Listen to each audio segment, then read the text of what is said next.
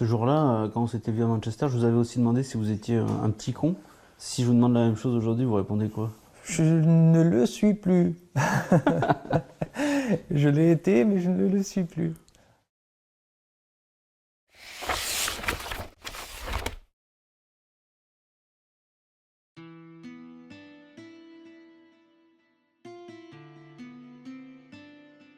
Un jour, on m'a dit qu'au Pen Mirabeau, il y avait un petit jeune intéressant. Je suis tombé sur un joueur phénoménal, surdoué.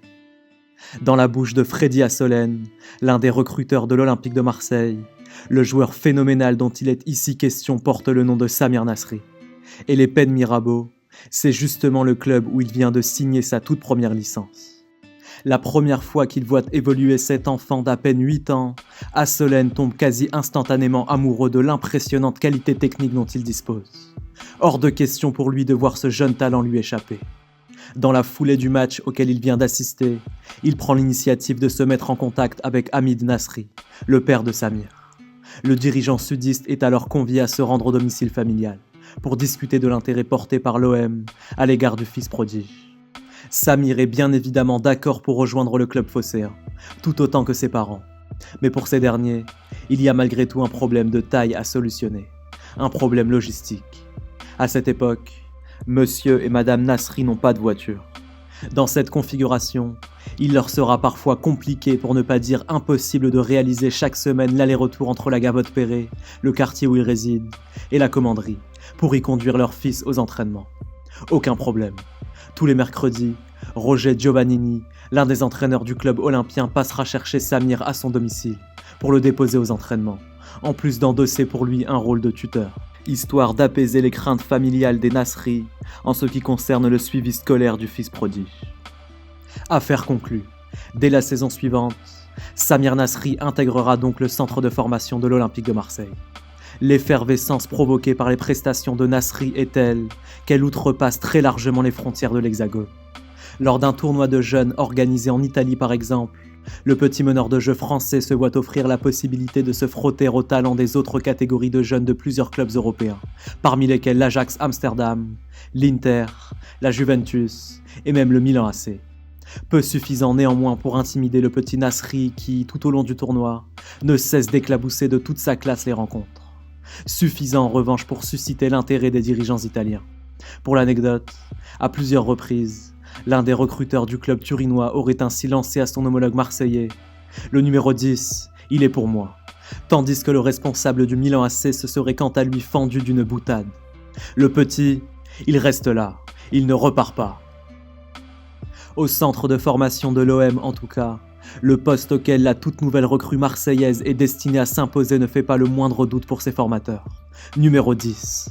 Un poste qui coïncide parfaitement avec ses qualités de passe et de dribble, mais aussi et surtout avec son excellente conduite de balle. Quand Samir Nasri conduit son ballon, c'est avec le regard pointé vers l'horizon qu'il le fait.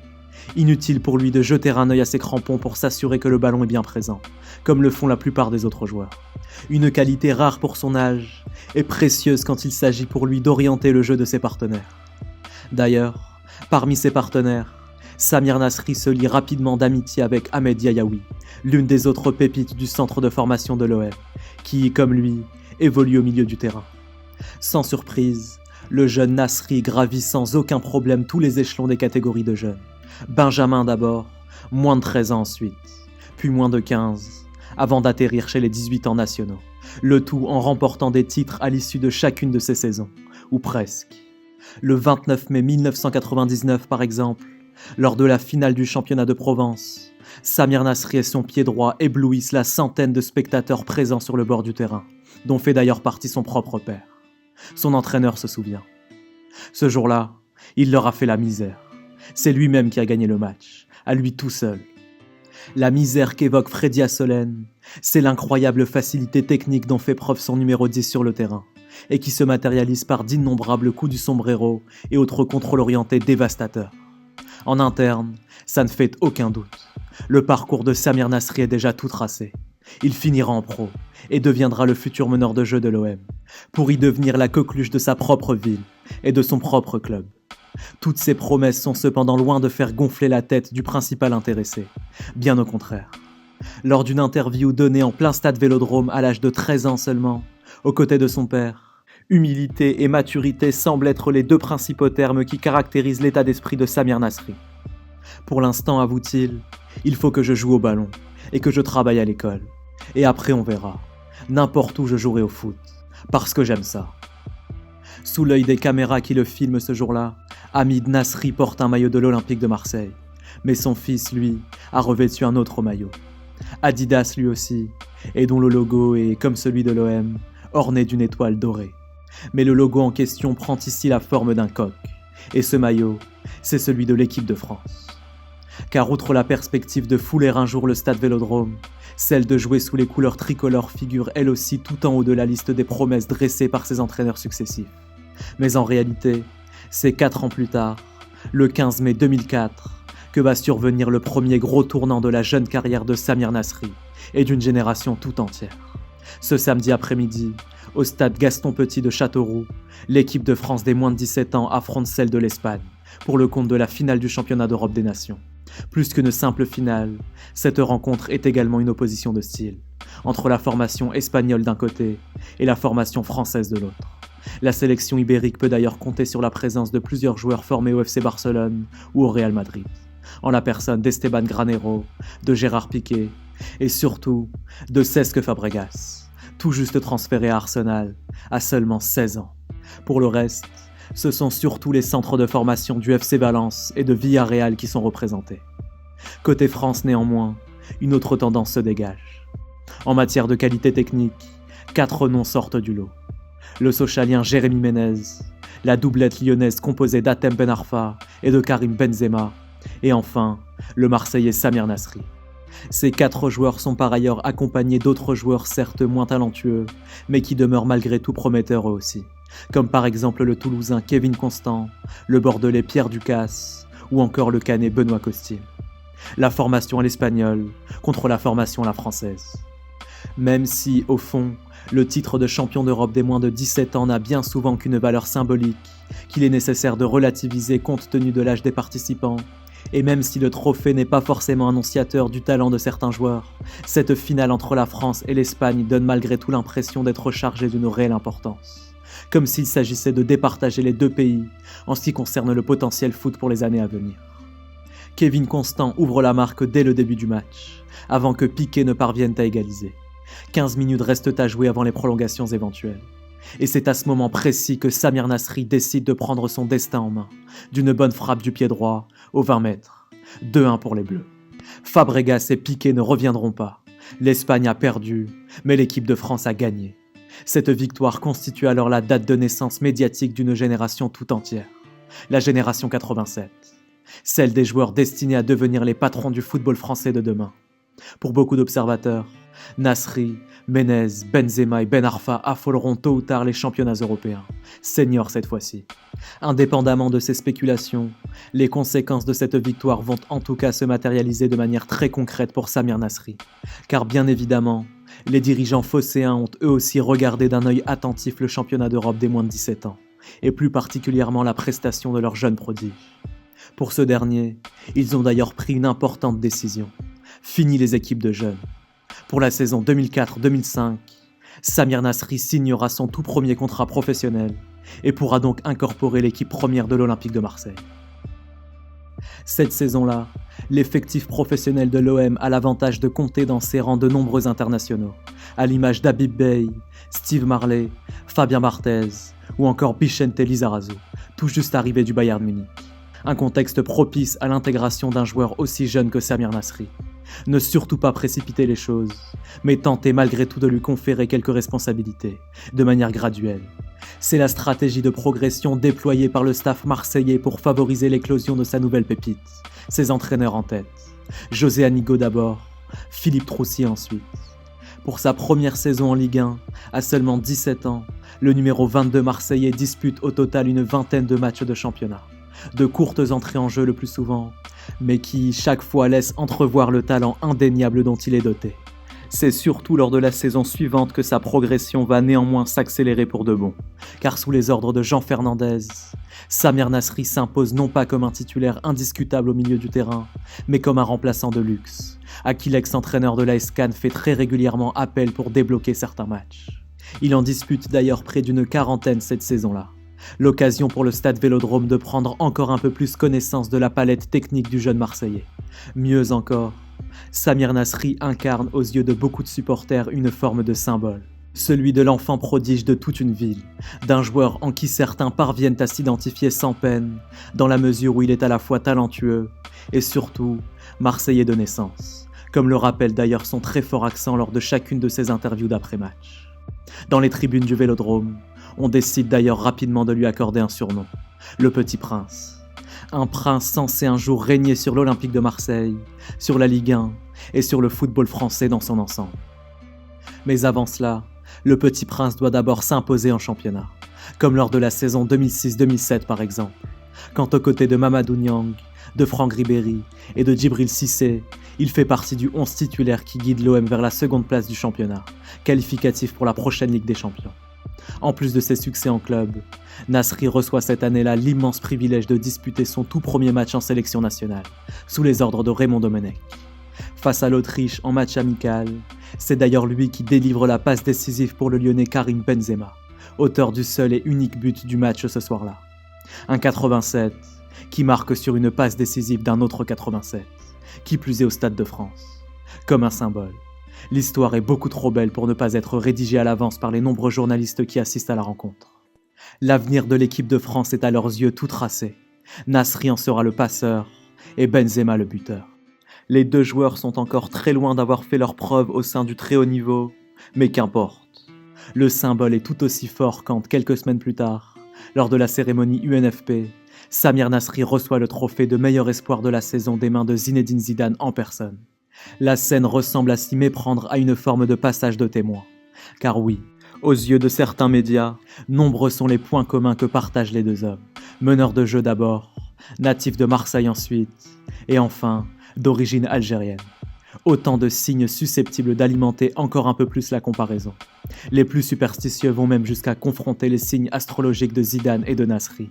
Tous deux Cancer, la date d'anniversaire du joueur de l'OM étant fixée au 26 juin, soit seulement 3 jours après celle de Zidane. Si Samir Nasri est un prince, alors le trône auquel il doit succéder est celui du roi Zidane. Or, c'est loin de sa ville natale et loin du championnat français que le Marseillais pourra accomplir cette destinée, si tant est qu'il en soit véritablement capable. Un an plus tard, lors de l'été 2008, Samir Nasri prend alors la décision de rallier l'Angleterre, la Première Ligue, Londres et le club d'Arsenal. À l'époque, la politique sportive déployée par les dirigeants des Gunners consiste à s'appuyer sur de jeunes joueurs prometteurs, qu'Arsène Wenger, l'entraîneur de l'équipe première, est censé faire exploser au plus haut niveau. C'est exactement pour cette raison que le coach français est allé recruter l'Espagnol Cesc Fabregas, le Néerlandais Robin van Persie ou encore l'Anglais Theo Walcott.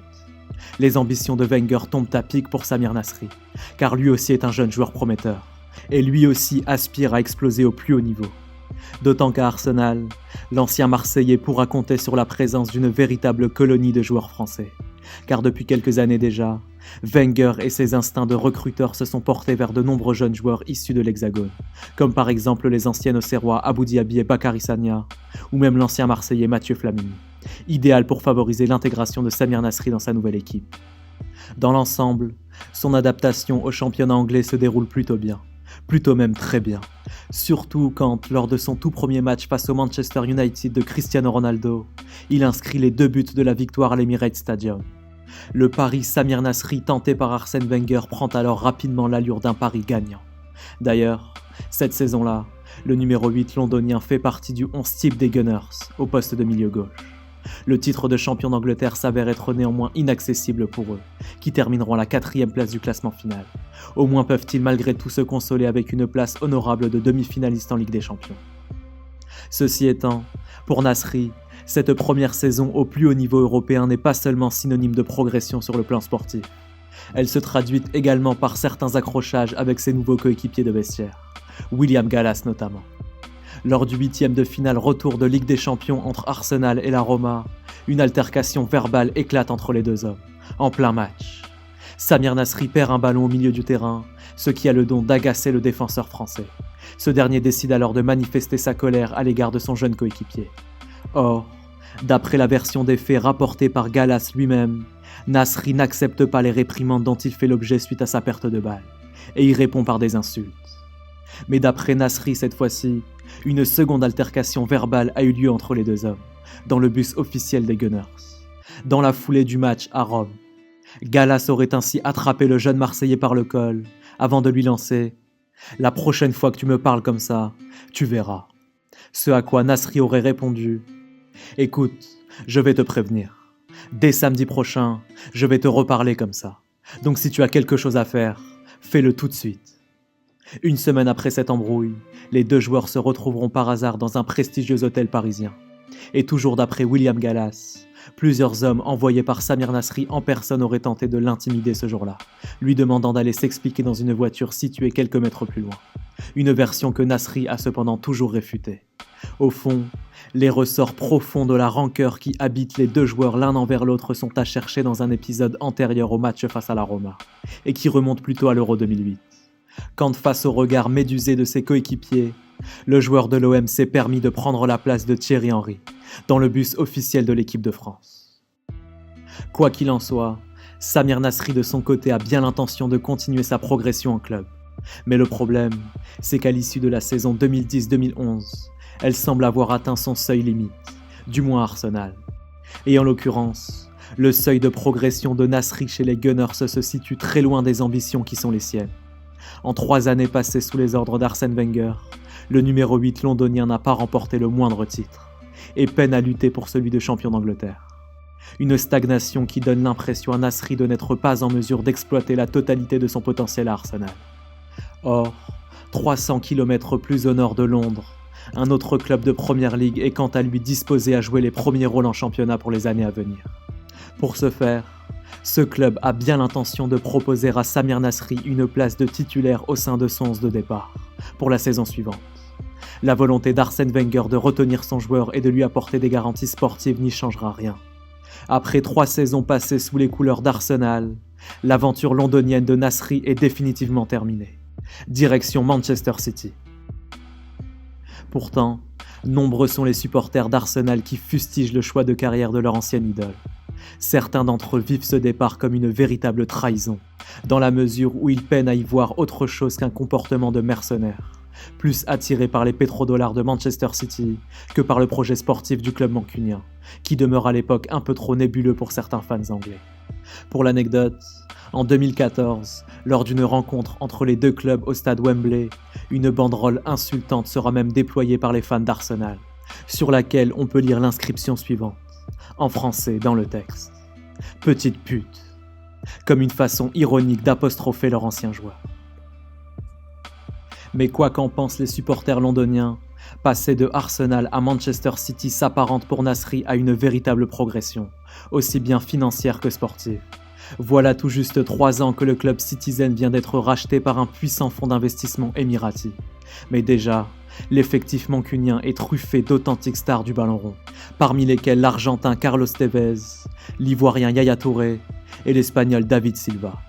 D'autant qu'en plus de Samir Nasri, les dirigeants parviennent à mettre la main cet été-là sur Sergio Agüero, histoire de renforcer encore un peu plus l'animation offensive. C'est d'ailleurs l'attaquant argentin qui inscrit le fameux but du titre de champion d'Angleterre 2012, lors de l'ultime journée face aux Queen's Park Rangers. Le trophée vient ainsi récompenser la grosse saison des hommes de Roberto Mancini, et notamment celle de Samir Nasri, qui prend part à la quasi-totalité des matchs de championnat cette année-là.